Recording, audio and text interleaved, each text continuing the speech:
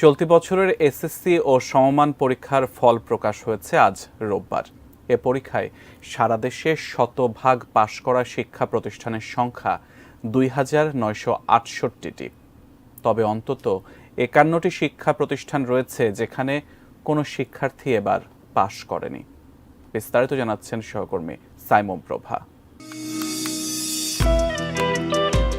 সকালে আনুষ্ঠানিকভাবে এসএসসি ও সমমান পরীক্ষার ফলাফল প্রকাশের কার্যক্রম উদ্বোধন করেন প্রধানমন্ত্রী শেখ হাসিনা।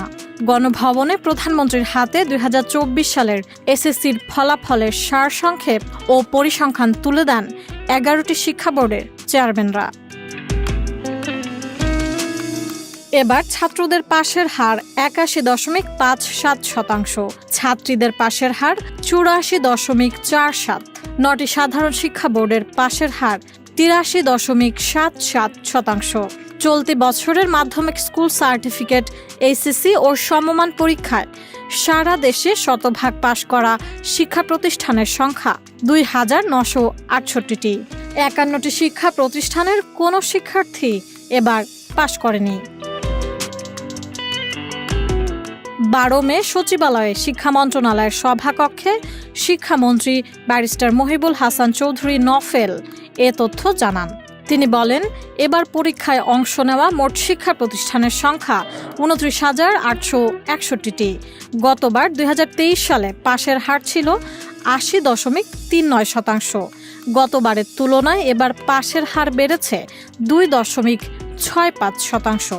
সানবিট সব দিবে সামাল। সানবিট ম্যাজিক প্রেস ডিশওয়াশিং এর মাথা ঘোরানো সলিউশন।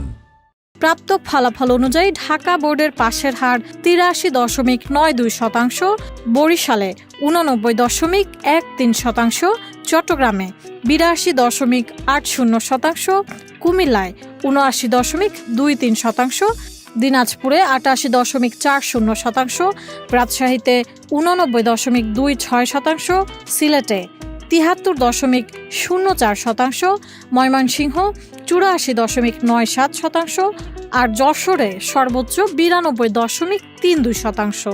আর মাদ্রাসা বোর্ডে পাশের হার ৭৯.৬৬% এবং কারিগরিতে পাশের হার ৮১.৩৮%। গত ১৫ ফেব্রুয়ারি এসএসসি ও সমমানের পরীক্ষা শুরু হয়। লিখিত পরীক্ষা শেষ হয় গত ১২ মার্চ।